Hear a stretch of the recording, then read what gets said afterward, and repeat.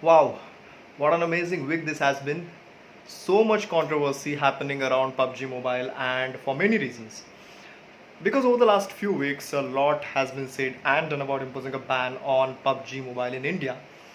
And now everyone is sort of wondering why Indian law enforcement authorities are taking the matter into their own hands because cops have been arresting college students for playing PUBG on their mobile phones in Gujarat and there is absolutely no clarity where is this headed.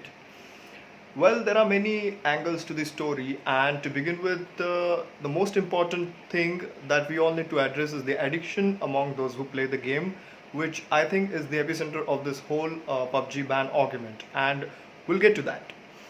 Other than that, I'm sure there is a growing discomfort among parents and teachers because of PUBG. There is also this aggression among the players who tend to get violent and reckless at times. We have heard about so many cases where people were aggressive in terms of not just the gameplay but also outside of the game, which is unfortunate.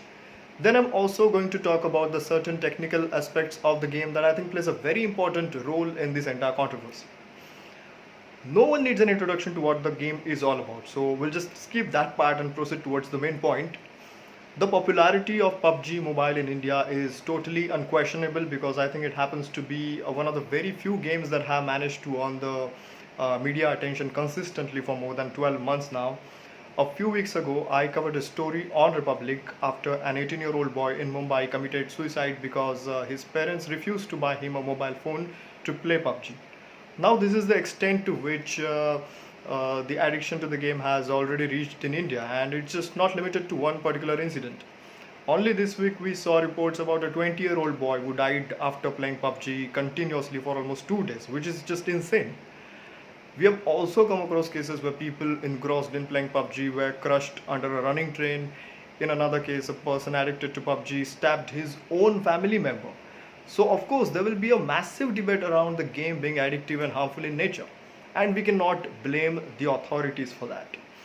But whether they should blame or ban the game is a whole different issue. Over the last few weeks, I have been talking to experts to understand the whole issue and also what needs to be done about it. And then I came to know about another issue that may or may not be leading to this kind of addiction, but it's still valid, which is peer pressure, especially among the school going kids who are constantly playing the game with their friends. Now, where is peer pressure in this? Peer pressure is when all your friends are playing the game with each other since it's an online multiplayer game and they start to pressurize you, whether knowingly or unknowingly, into doing the same thing. Or maybe you don't want to be left out, which is something we also call a fear of missing out.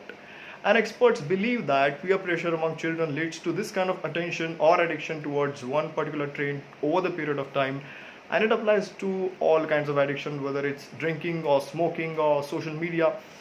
It all starts because of people in your close friend circle, and then somehow you also end up being a part of the same circus. Now, coming back to PUBG addiction, can we put all the blame on the players for this growing peer pressure? No, we cannot, and I'll tell you why. PUBG does not support cross-platform compatibility at this point, and the reason is different developers have developed PUBG for different platforms. So if all your friends are playing PUBG on their mobile phone, you cannot play with them on your computer, and you must also have a mobile phone to play with your friends. This is not the case with Fortnite, which is also why many gamers still prefer Fortnite over PUBG. Even if you play PUBG Mobile using PC emulators, you cannot play with your friends unless they also install a PC emulator. So as you can see, this excessive peer pressure is somehow linked to certain technical aspects of the game and common platform dependency among the players.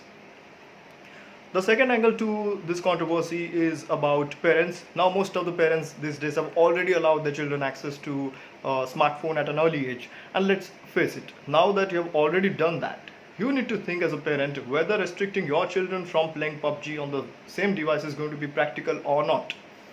Thankfully, I never had a smartphone until I was 21, and now I feel lucky about it. In fact, experts also believe that there is a clear lack of communication between parents and children with regards to games like PUBG and its consequences, but sadly, we cannot blame the parents either.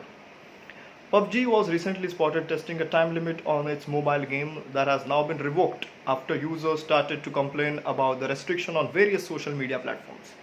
So, here we have two things. One is about issues and controversies because of those playing PUBG, and second is about the allegedly addictive and harmful nature of the game. And I think we need to keep these two things separate for better understanding the issue in a broader sense. It will be really interesting to see how the story unfolds in the coming days and what PUBG is going to do about this ongoing trouble with the law enforcement authorities in India.